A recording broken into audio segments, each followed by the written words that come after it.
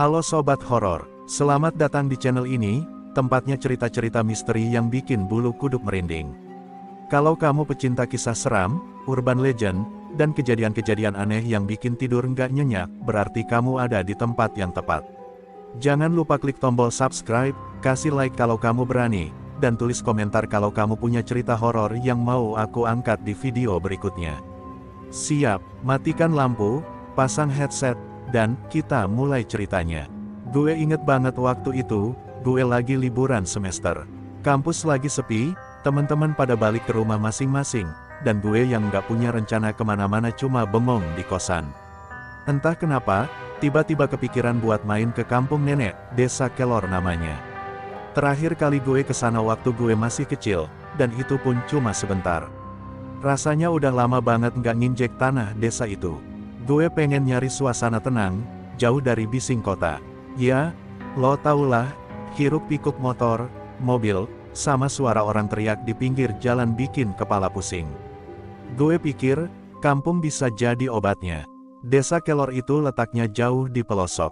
Katanya, kalau dari pusat kecamatan, masih harus nyebrang sungai terus jalan kaki sekitar 2 jam buat sampai. Jalannya cuma setapak tanah, dan kalau abis hujan, tanahnya becek parah. Kadang kalau lagi apes, kaki bisa nyangkut di lumpur. Di kiri kanan jalan, hutan lebat menjulang, dan sesekali lo bakal lihat sawah yang tertutup kabut tebal.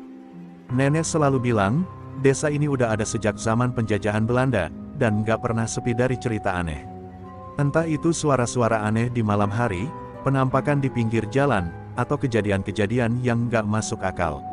Sebelum berangkat, nenek udah anti-anti lewat telepon, kalau nanti tengah malam dengar dentang lonceng, jangan keluar rumah. Nada suaranya serius banget, nggak ada canda, nggak ada ketawa. Gue sempet ngerasa aneh, soalnya setahu gue, di desa nenek nggak ada gereja atau menara masjid yang pakai lonceng. Gue pikir, paling cuma mitos kampung biar orang nggak keluyuran malam-malam. Ya, maklumlah, di desa biasanya kalau udah lewat jam 9 malam, semua orang udah masuk rumah. Jalanan sepi, cuma suara jangkrik sama angin malam. Hari itu gue berangkat pagi-pagi. Perjalanan awal masih gampang, naik angkot sampai ke pasar kecamatan. Dari situ, gue nyebrang sungai pakai perahu kayu kecil yang dikayuh sama bapak-bapak tua. Perahunya ringkih, goyang dikit langsung bikin jantung mau copot. Di tengah sungai, airnya hitam pekat, dan anehnya nggak ada suara air mengalir. Tenang banget, malah terlalu tenang. Kayak airnya mati. Begitu nyampe di seberang, perjalanan mulai masuk jalur tanah. Gue jalan sendirian, bawa ransel kecil. Udara di situ dingin banget, tapi lembab, bikin kulit berasa lengket. Pohon-pohon tua di pinggir jalan kayak saling berbisik setiap kali angin lewat. Daunnya bergetar pelan, tapi suaranya kayak sayup-sayup orang ngobrol. Gue sempat berhenti, dengerin, tapi nggak jelas mereka ngomong apa. Kadang gue ngerasa kayak ada yang ngikutin dari belakang. Pas gue nengok, kosong. Nggak ada siapa-siapa, cuma jalur setapak yang makin lama makin kecil, kayak tertelan hutan. Semakin gue jalan, kabut mulai turun. Pandangan gue cuma sekitar 10 meter ke depan. Semua yang jauh kelihatan samar. Beberapa kali gue lihat bayangan hitam di antara pepohonan, tapi pas gue fokusin, hilang. Gue bilang ke diri gue sendiri itu cuma ranting atau batang pohon yang kebetulan mirip bentuk orang. Tapi tetap aja, hati gue mulai nggak tenang. Sekitar setengah jam sebelum sampai, gue melewati area yang orang kampung dulu sebut Tanah Tua. Waktu gue kecil, nenek pernah cerita kalau di situ dulu ada kampung lain yang udah hilang entah kemana. Sekarang cuma ada hamparan tanah, kosong, ditumbuhi rumput liar. Tengahnya ada batu besar berlumut, bentuknya aneh, kayak potongan kepala manusia tapi retak di bagian tengah. Gue nggak berani mendekat, apalagi sendirian. Gue cuma jalan cepat sambil pura-pura nggak lihat. Tapi gue sumpah, pas lewat, gue kayak dengar suara napas berat banget dari arah batu itu. Akhirnya, setelah hampir 2 jam jalan kaki, gue nyampe di gapura kayu kecil yang jadi pintu masuk desa Kelor. Gapura itu udah reot, catnya pudar, dan di atasnya ada ukiran tulisan yang setengah hilang dimakan cuaca. Begitu masuk, udara jadi beda. Lebih dingin, tapi sunyinya bukan main. Kayak nggak ada suara kehidupan sama sekali. Nggak ada ayam berkokok, nggak ada suara anak main, bahkan suara angin pun kayak hilang. Gue terus jalan ke rumah nenek, melewati beberapa rumah kayu. Orang-orang yang gue temui di jalan ramah sih, mereka nyapa sambil senyum, tapi pandangan mereka kayak ada sesuatu yang mereka sembunyiin. Beberapa langsung menutup pintu begitu gue lewat. Ada juga yang cuma ngelihatin dari balik tirai. Rasanya kayak gue orang asing yang gak seharusnya ada di situ. Pas nyampe di rumah nenek, dia langsung nyambut gue di teras. Akhirnya kamu sampai juga, cepat masuk, udaranya dingin, katanya. Gue masuk, dan rumah nenek masih persis kayak dulu, lantai kayu, bau anyaman bambu, dan ada tungku kecil di dapur. Gue taruh ransel, duduk sebentar, lalu nengok keluar jendela. Dari sini, gue bisa lihat hampir seluruh desa. Semua rapi, tapi sepi. Gue nggak ngerti kenapa, tapi rasanya desa ini kayak terlalu tenang. Tenang yang bikin gak nyaman. Malam itu, sebelum tidur, kata-kata nenek soal lonceng kembali keinget di kepala. Gue masih mikir itu cuma cerita buat nakut-nakutin anak kecil. Tapi entah kenapa, setelah perjalanan panjang tadi, gue mulai ngerasa kalau di desa ini, segala hal aneh bisa aja beneran terjadi. Malam pertama di rumah nenek, udara dinginnya sampai menusuk tulang. Gue udah meringkuk di kasur tipis yang wangi kapur barus, selimutan sampai kepala. Lampu kamar cuma bohlam 5 watt yang cahayanya kekuningan, bikin bayangan di dinding bergerak-gerak setiap kali angin dari celah jendela masuk. Gue udah setengah tertidur ketika suara itu terdengar. Teng, teng, teng. Awalnya gue pikir cuma mimpi atau suara dari jam dinding di ruang tamu. Tapi enggak, suara itu beneran jelas. Enggak terlalu keras, tapi nyaring di telinga, kayak datang dari jauh tapi langsung menusuk ke kepala. Ritmenya pelan, jarak tiap dentangan sekitar 3 detik. Jantung gue mulai berdetak enggak karuan. Penasaran, gue bangun pelan-pelan, berusaha enggak bikin suara. Gue jalan ke jendela, ngintip lewat celah tirai. Udara malam masuk, dinginnya kayak es. Dan di ujung desa, di balik kabut tipis, gue lihat sesuatu yang bikin gue langsung melek total, sebuah menara kecil, berdiri sendirian. Bentuknya tua, kayunya gelap, dan di atasnya tergantung lonceng besar yang bergoyang pelan.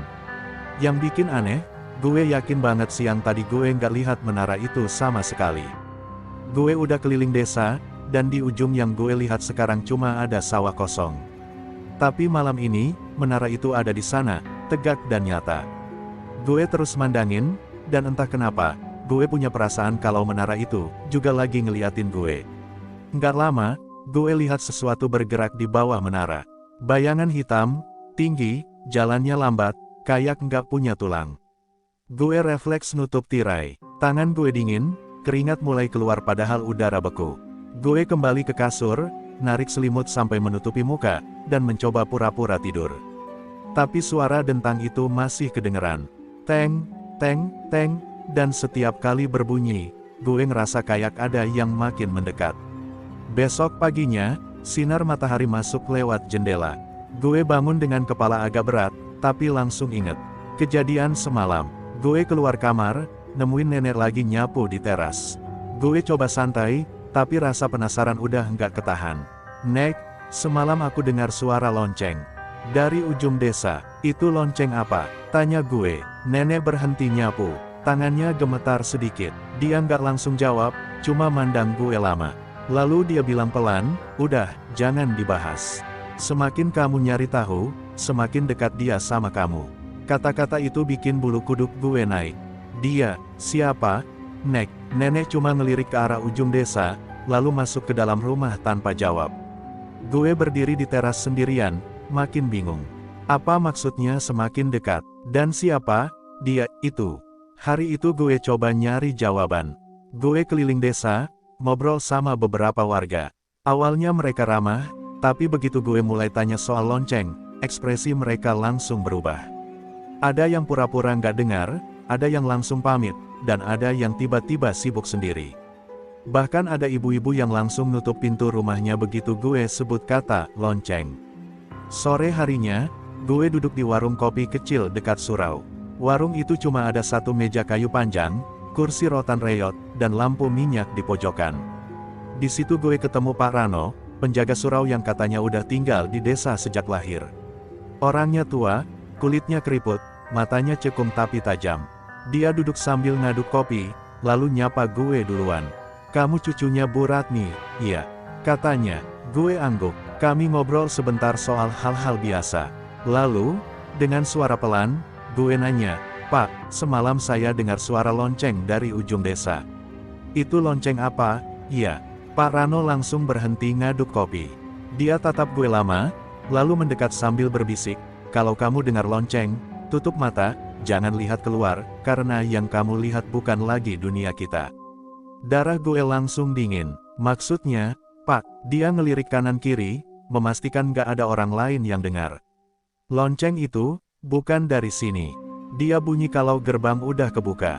Kalau kamu melihat, kamu gak akan bisa balik seperti sebelumnya." Gue ngerasa jantung gue berdetak makin cepat. "Gerbang?" Pak Rano gak jawab. Dia cuma duduk lagi, ngaduk kopinya, dan ngomong kayak ke dirinya sendiri. "Dulu, satu keluarga gak percaya. Mereka keluar pas dengar dentangnya. Besok paginya, rumahnya kosong. Tapi orang-orang bilang, malam itu mereka masih kelihatan, cuma, bukan di sini." Selesai ngomong gitu, dia bangkit, ninggalin gue yang masih bengong. Gue coba manggil, tapi dia nggak nengok sama sekali. Sepanjang sore itu, kata-kata, "bukan lagi dunia kita," terus muter di kepala. Gue nggak ngerti sepenuhnya maksudnya, tapi satu hal jelas, lonceng itu bukan sekadar mitos kampung. Ada sesuatu yang nyata dan berbahaya di baliknya. Dan sayangnya, rasa penasaran gue malah makin besar. Malamnya, waktu gue rebahan di kasur, gue nggak bisa tidur. Gue terus kepikiran suara itu. Gue pengen buktiin sendiri, tapi di sisi lain, ucapan nenek dan Pak Rano bikin gue ragu. Gue akhirnya memutuskan kalau nanti suara itu bunyi lagi, gue bakal lihat sekali aja, cuma sekali. Gue pikir, apa sih yang bisa terjadi kalau cuma ngintip sebentar? Pikiran itu bikin gue deg-degan, tapi juga bikin gue nggak sabar. Gue nggak tahu kalau keputusan itu nantinya bakal jadi awal dari semua mimpi buruk yang nggak akan pernah bisa gue lupain. Malam ketiga di Desa Kelor, udara lebih dingin dari malam-malam sebelumnya. Gue sudah berusaha tidur sejak jam 9, tapi rasa penasaran soal lonceng itu terus mengganggu pikiran.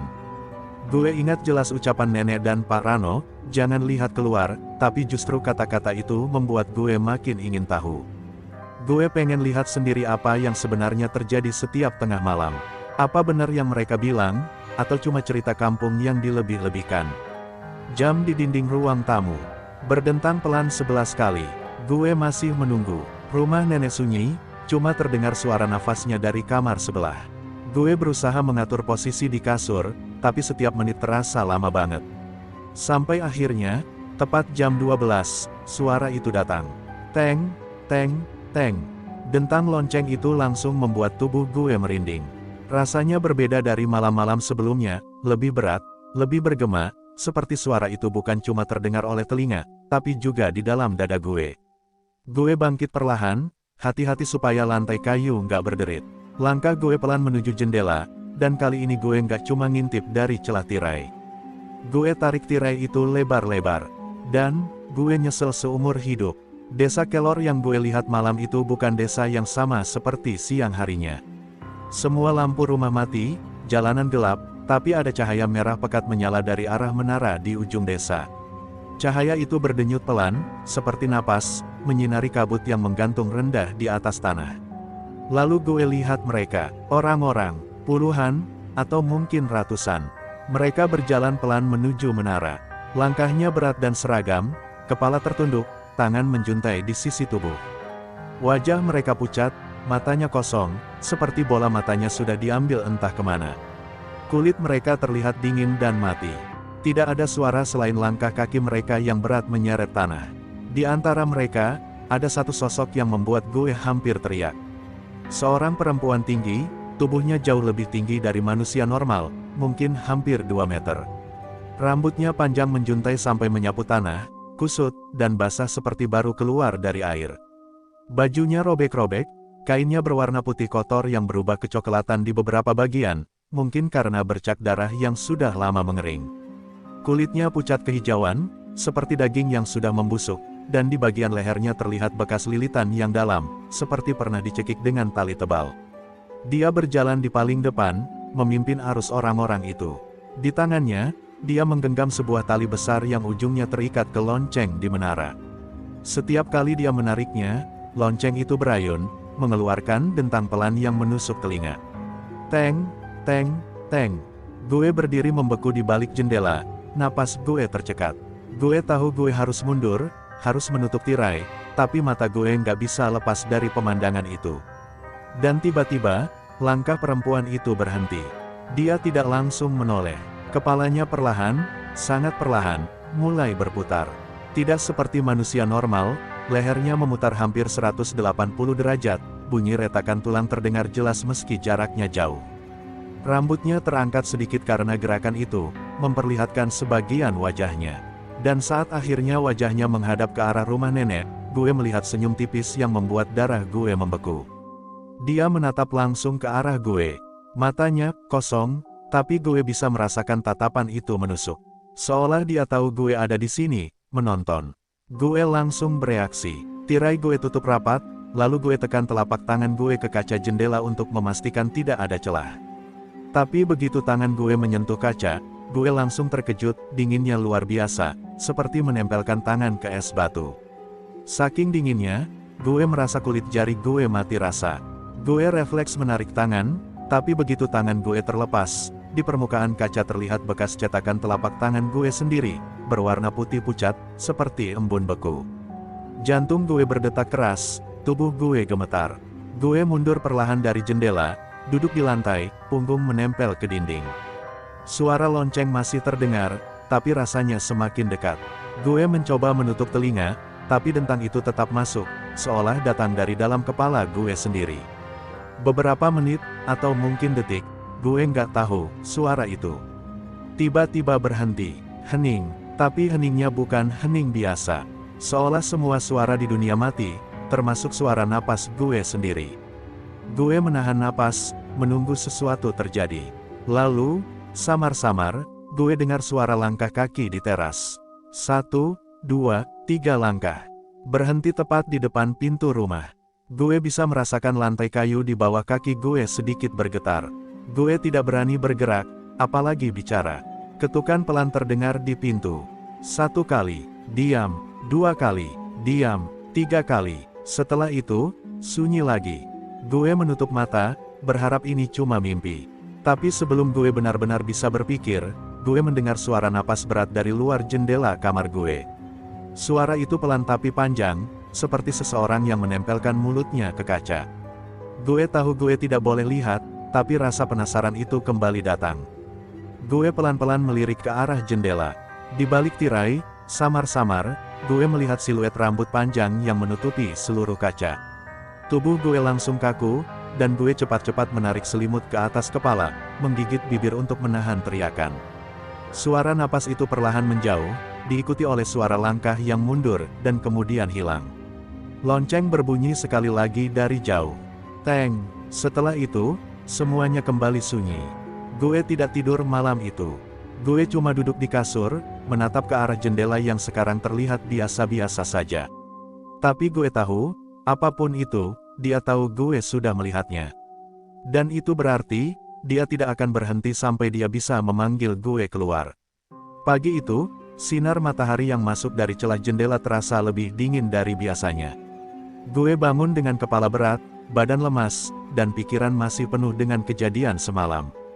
Begitu gue keluar kamar, gue lihat nenek duduk di kursi rotan di ruang tengah. Wajahnya pucat, matanya sayu, dan tangannya gemetar memegang cangkir teh yang sudah setengah dingin. Gue duduk di depannya, mencoba membuka percakapan.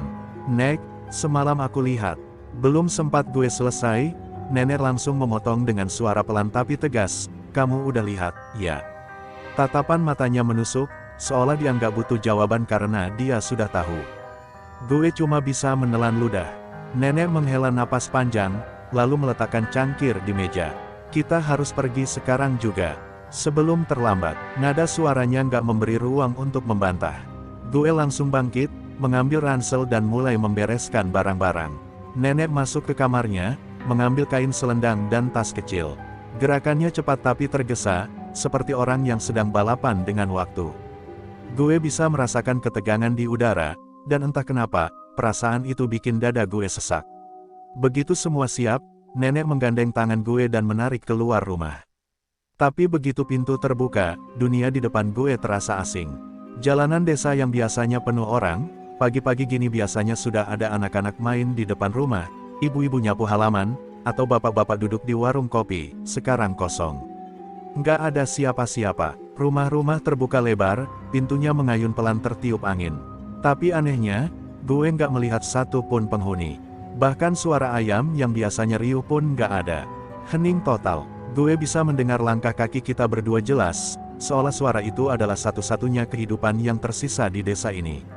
"Nek, semua orang kemana?" Gue bertanya, tapi nenek nggak menjawab. Dia hanya mempererat genggamannya di tangan gue, seperti takut gue lepas.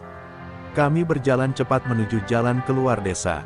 Tapi semakin kami berjalan, ada hal aneh yang mulai gue sadari. Hutan di kiri dan kanan jalan terlihat berbeda. Pohon-pohonnya makin rapat, batangnya lebih besar, dan daunnya gelap pekat menutupi cahaya. Jalan setapak yang tadi gue lalui waktu datang, sekarang terasa lebih sempit, bahkan beberapa bagian tertutup.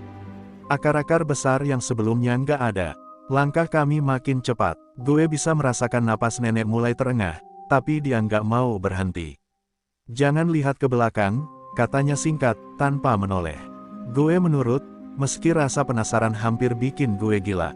Udara semakin dingin, kabut tipis mulai turun dari atas, melingkupi jalan. Setiap langkah terasa berat, seperti tanahnya mencoba menahan kaki kita. Gue mulai merasa, kayak kita nggak benar-benar jalan keluar desa, tapi malah makin masuk ke sesuatu yang lain. Dan lalu, gue nggak tahan. Rasa penasaran gue menang. Gue menoleh sedikit ke belakang. Desa itu, sudah nggak ada. Bukan cuma sepi, benar-benar hilang. Yang ada hanyalah tanah lapang berumput liar, dipenuhi kabut, dan di tengahnya berdiri menara tua. Menara itu sama seperti yang gue lihat semalam, tapi kali ini terlihat lebih tua, lebih rapuh, kayunya lapuk dimakan waktu. Loncengnya masih tergantung di atas, tapi berkarat parah, seperti sudah ratusan tahun nggak dibunyikan. Tapi yang bikin bulu kuduk gue berdiri bukan itu. Di bawah menara, samar-samar, gue melihat siluet orang-orang. Mereka berdiri mematung, menunduk, tanpa bergerak.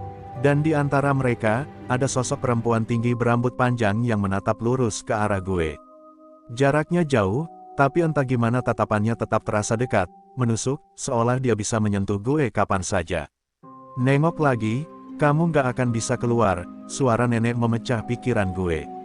Gue terkejut, sadar kalau dia ternyata tahu gue melanggar perintahnya.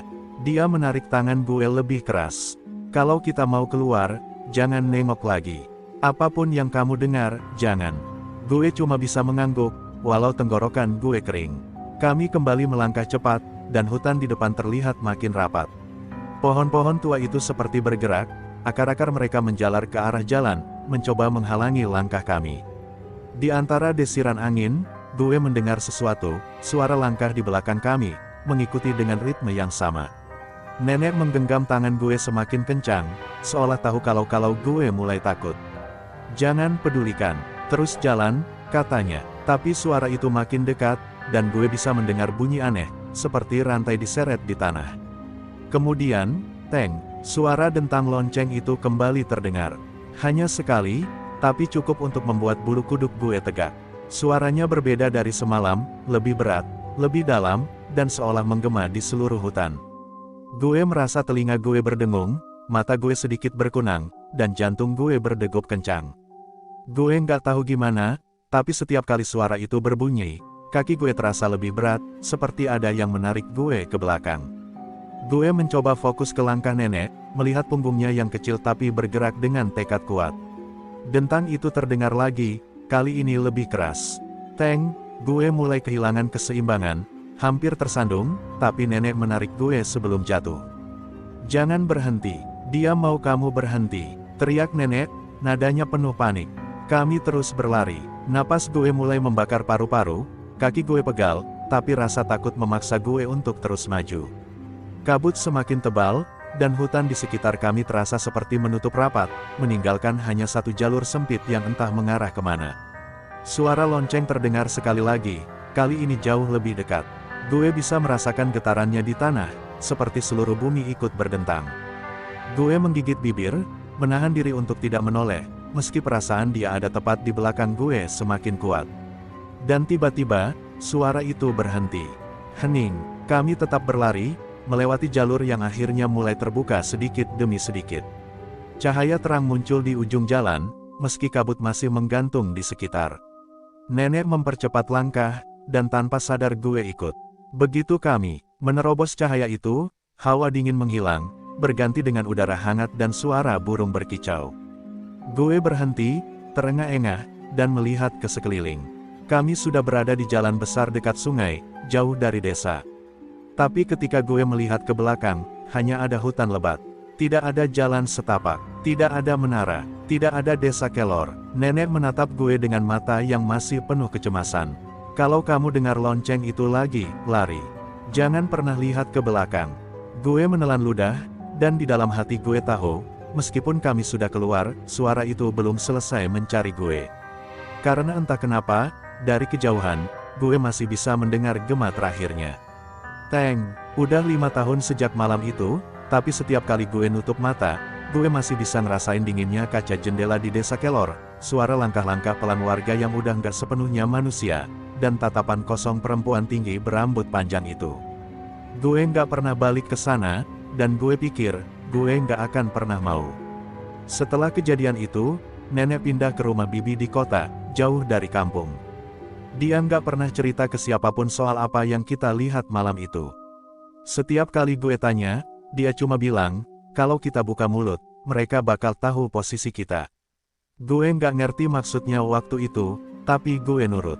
Gue nggak mau ambil risiko. Sampai suatu hari, gue nggak sengaja nemuin sebuah arsip berita lama waktu lagi bantuin temen gue nyusun tugas kuliah. Ada koran kuning, udah lusuh. Tanggalnya dari tahun 1978. Headline-nya bikin gue merinding. Misteri hilangnya seluruh warga desa Kelor dalam semalam. Beritanya nyeritain kalau tanggal 12 Agustus tahun 1978, ada tim pencari yang dikirim ke desa Kelor setelah laporan bahwa semua warganya nggak ada kabar. Waktu tim itu sampai, yang mereka temuin cuma rumah-rumah kosong, meja makan yang masih ada makanan setengah dimakan, dan sebuah menara tua di tengah lapangan. Loncengnya berkarat, tapi saksi bilang, waktu mereka mau pulang, lonceng itu tiba-tiba berbunyi sendiri. Sejak hari itu, desa itu nggak pernah ditemukan lagi. Gue baca itu sambil ngerasain bulu kuduk gue berdiri semua. Karena, itu persis sama kayak yang gue alamin. Dan satu hal yang bikin gue makin takut, tanggal kejadian di berita itu sama persis sama tanggal waktu gue kesana, cuma beda tahunnya aja. Sejak saat itu, gue mulai ngedengerin tentang lonceng itu lagi. Nggak tiap malam, cuma kadang-kadang, tapi selalu jam yang sama, jam 12:13. Awalnya suaranya kayak jauh banget, samar-samar. Tapi makin lama, gue ngerasa dentangnya makin jelas, kayak makin deket. Kadang gue sampai nggak bisa bedain itu beneran suara atau cuma halusinasi gue. Suatu malam, gue lagi kerja tugas di kamar, semua lampu mati kecuali meja belajar. Hujan di luar deras banget, angin kenceng bikin pohon depan rumah berderak-derak. Dan di tengah suara hujan itu, gue denger lagi. Teng, teng, teng. Dentangnya pelan, tapi gue ngerasa dadaku sesek. Gue langsung matiin laptop, tarik selimut, dan tutup mata rapat-rapat sambil komat kamit baca doa. Tapi pas dentangnya berhenti, gue malah lebih takut. Karena yang nenek pernah bilang selalu kebayang di kepala gue, kalau dentang itu berhenti pas di belakang telinga lo, berarti lo udah nggak bisa lari. Tiba-tiba, gue ngerasa ada hembusan napas dingin banget di kuping kiri gue. Gue nggak berani buka mata, tapi gue tahu, gue nggak sendirian di kamar. Selimut gue kayak ditarik pelan, terus ada suara bisikan halus, suaranya perempuan, tapi serak kayak dari tenggorokan yang udah rusak. Lihat, menara itu, udah nunggu kamu. Gue langsung jerit, lompat dari kasur, nyalain semua lampu, dan gue sumpah, di jendela kamar, ada bekas sidik jari basah. Panjang-panjang, kayak tangan perempuan yang jarinya lebih dari 5. Sejak malam itu, gue nggak pernah tidur sendirian lagi. Gue pindah ke kos yang rame, selalu nyalain musik keras-keras tengah malam, cuma biar nggak denger dentang itu lagi. Tapi kadang, pas lagu berhenti sebentar, atau pas listrik mati, gue bisa dengar suara itu lagi. Sekarang, setiap kali gue lewat daerah yang sepi atau kampung kecil, gue selalu takut kalau tiba-tiba gue nemu jalan tanah sempit yang gak ada di peta, dan di ujungnya, desa Kelor nunggu. Karena dari semua cerita yang gue kumpulin, desa itu gak pernah hilang. Dia cuma pindah-pindah tempat, nyari orang baru buat dibawa masuk. Dan kalau lo suatu malam dengar dentang lonceng jam 12:13, tolong, jangan cari sumber suaranya. Tutup mata lo, tutup kuping lo, dan jangan pernah lihat keluar. Karena begitu lo lihat, mereka nggak akan ngebiarin lo pergi. Gue udah pernah lihat, dan percaya sama gue, lo nggak mau jadi bagian dari desa itu. Tapi kadang, waktu gue lagi sendiri, gue mikir, kalau suatu saat dentangnya berhenti pas di belakang telinga gue nggak akan teriak lagi. Mungkin gue akan pasrah, karena bagian dari gue udah tahu, dari 5 tahun lalu, gue udah setengahnya milik desa Kelor.